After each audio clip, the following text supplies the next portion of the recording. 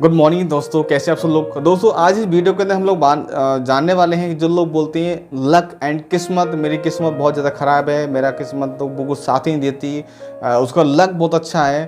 तो मैं आपको बता दूं, मुसीबत भी जिंदा लोगों को ही साथ मिलती है, मुसीबत भी जिंदा लोगों के ही सामने आती है, लेकिन लोग तो मुर्दे के लिए तो लोग रास्ता छोड़ देते हैं। ठीक है, तो मुसीबत एंड समस्या तो जिंदा लोगों के ही साथ आती है और मुर्दों के लिए तो लोग रास्ता छोड़ देते हैं। तो हमेशा कभी भी मुर्दों के साथ सामना ना करना पड़े आपको, तो ऐसा काम करें क्योंकि आप जिंदा हैं। अगर प्रॉब्लम आपको होती भी है तो प्रॉब्लम क्या एक आपकी ह्यूमन एक्टिविटी को एक मजबूत कर देती है कि हाँ मैं ये काम से करा, मैंने इस काम से करने के मेरे इतना बहुत ज़्यादा मिसयूज एंड टेंशनबाजी एंड हुआ। तो अपने आप को ऐसा कभी भी फील ना करें। तो हमेशा अपने आप को एक आपका जो ह्यूमन पावर है, जो प्रॉब्लम की, वो आप हमेशा आपकी एक्टिवेट हो जाती है और आप अपने आप को बहुत अच्छा आगे चल के एक अच्छा फील कर पाते हैं। तो मैं आपको बात करूँगा लक की, जो लक बोलते हैं लक, अरे इसका तो लक बहुत अच्छा है, इसकी किस्मत बहुत अच्छी है।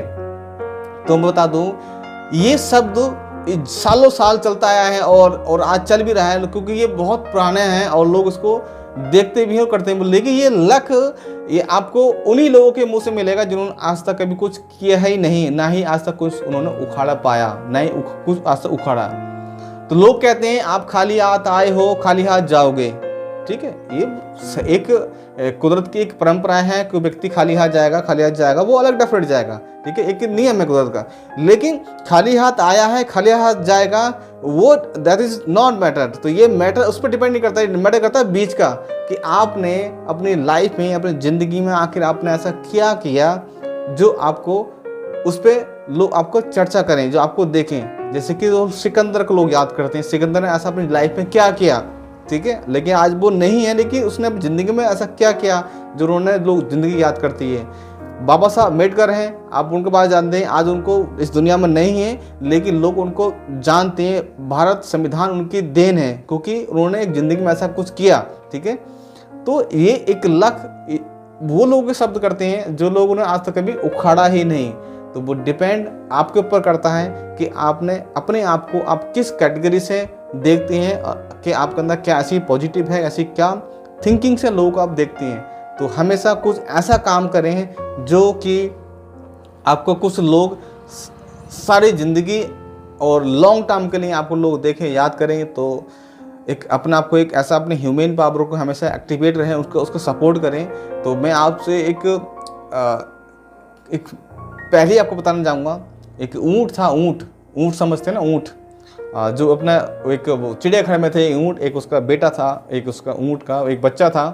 तो बच्चे ने अपनी माँ से कहा, उस ऊँटनी से कहा, अपने बच्चे ने अपनी माँ से कहा कि मम्मी, जो माँ हमारे जो ऊपर जो पीठ के ऊपर जो कुबड़ा होता है, कुबड़ा में देखो एक ऊँट के पीछे पीठ पे एक बड़ा सा एक वो होता है, एक मांस का एक वो होता है।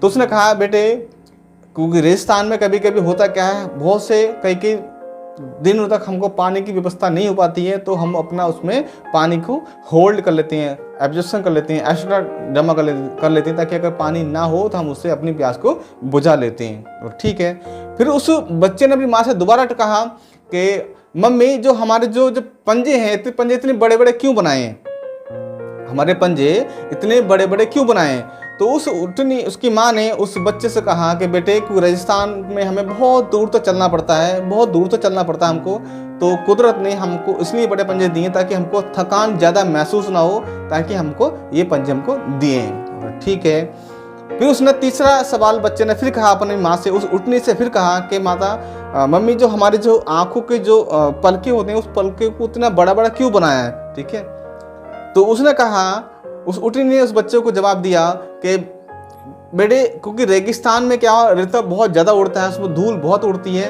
ताकि रेता हमारी आंखों में ना जाए, तो इस मारे कुदरत ने हमको जो भुएं दी हैं सब बड़ी दी हैं, तो ये इसलिए बड़ी दी हैं। तो फिर बच्चे ने उन तीनों बात को रिपीट किया कि मम्मी, जो हमारे जो ऊपर दिया है वो हमारा पानी होल्ड करने के लिए दिया, ताकि हम अपनी प्यास को बुझा सकते हैं। तो बोला ठीक है। पंजे हमको कुदरत ने इसलिए दिए हैं ताकि हम दूर तक चल सकें। बोला ठीक है।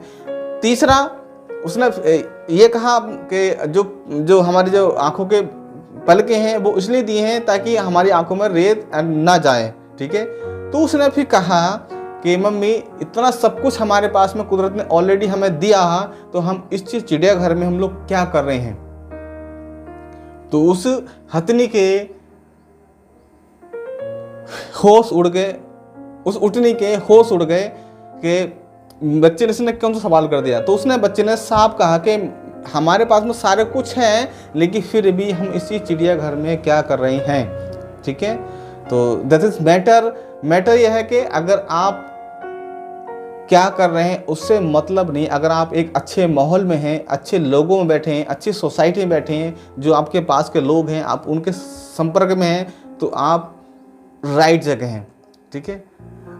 आप कौन हो उससे मतलब नहीं, लेकिन आपको एक राइट जगह आपको मिलना चाहिए। अगर उस राइट जगह को आप सही जगह हैं और अच्छे माहौल में हैं, तो आप बहुत सही हैं।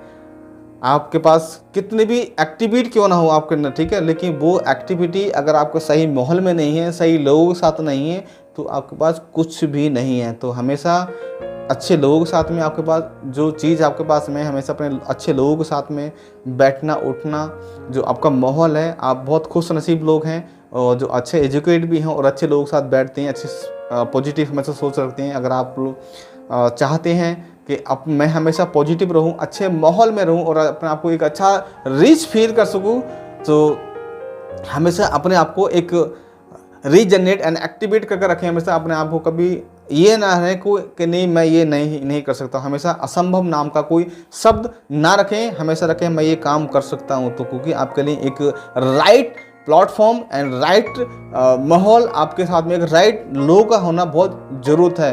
अगर बहुत ज़रूरी नहीं है तो आप कुछ नहीं कर सकते। आप अपनी पहचान को बिल्कुल भी भूल जाएंगे कि आप कौन हो। तो आप पहले अपने आप को थोड़ा सा पहचानें, एक अच्छा राइट प्लेटफॉर्म एंड राइट लोगों को देखो कि लोग किस टॉपिक पे हैं और क्या कर रहे हैं और क्या करने जा रहे हैं, कि आके आने वाले कल में मेरे साथ क्या हो सकता है। एंड डेफिनेटली तो आप वो सब काम कर सकते हैं अगर आपने जो कभी सोचा था कि हाँ, लेकिन किसी एक थर्ड बंदे के कहने से, जो जिसने आज तक कभी कुछ उखाड़ा ही नहीं, उसके कहने पे अपने माइंड को डाइवर्ट कर लिया, तो आप उसके चक्कर में आप कुछ भी नहीं कर पाएंगे। तो अपने आप को हमेशा एक अच्छा फील करने के लिए, अपने आप को एक अच्छा मोटिवेट करने के लिए अपने आप को एक अच्छा